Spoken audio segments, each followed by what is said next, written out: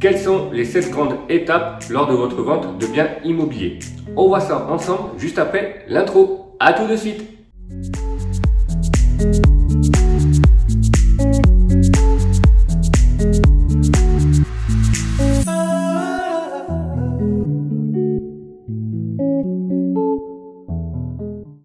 Bonjour à tous, je suis Steven Bibaud, conseiller immobilier dans le Sud Gironde, plus particulièrement du côté de Langon, Bazas et Oros. On voit ensemble aujourd'hui quelles sont les plus grandes étapes lors de votre vente de biens immobiliers. Si vous êtes nouveau sur la page, n'hésitez pas à vous abonner. Vous pouvez aussi nous suivre sur les réseaux sociaux, sur Instagram et Facebook. La première étape, bien sûr, c'est l'estimation de votre bien. Sans ça, vous ne pourrez pas commencer à vendre votre maison.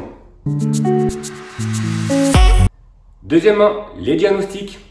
Vous devez constituer un dossier technique pour informer vos acquéreurs. C'est obligatoire pour la vente de votre bien immobilier. Troisièmement, le mandat de vente. On en a déjà parlé dans une précédente vidéo. Vous allez devoir choisir un mandat de vente avec votre professionnel. Donc, n'hésitez pas pour une meilleure réalisation. Négligez pas le mandat exclusif ou le mandat de confiance. C'est une plus-value pour votre projet. Ensuite, arrive la commercialisation de votre bien et les visites. C'est à ce moment-là qu'on va devoir faire le maximum pour vous. C'est à ce moment-là aussi que l'agent immobilier va faire un suivi acquéreur et vous faire des rapports techniques. Il vous fera des comptes rendus également aussi après chaque visite, soit par mail, soit physique, soit par téléphone. Et puis enfin, arrive l'offre d'achat de vos acquéreurs. C'est génial, on a réussi à avoir soit une offre d'achat au prix, soit un petit peu en dessous, mais après, ce sera une négociation entre vous et les acquéreurs. À ce moment-là, une fois que le dossier est complet et que tout le monde est d'accord, nous allons pouvoir signer un compromis de vente. C'est à ce moment-là qu'on va tous se diriger soit chez le notaire, soit quelques agences ont le privilège de vous demander quelquefois les promesses de vente directement au bureau.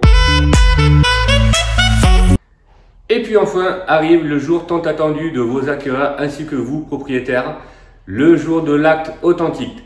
C'est à partir de ce moment-là que les acquéreurs deviendront propriétaires et que vous aurez signé votre acte. Juste avant de signer aussi l'acte authentique, on refait une dernière visite, on fait la relevée des compteurs et à partir de là, on refait la remise des clés. Voilà, vous savez tout, c'était les 7 grandes étapes de la vente de votre bien immobilier. On reviendra ensemble sur chaque étape. Plus précisément, on détaillera un petit peu tout ça. Si vous avez des questions, n'hésitez pas à nous laisser un petit commentaire, à nous contacter, on se fera un grand plaisir. À très bientôt, ciao ciao.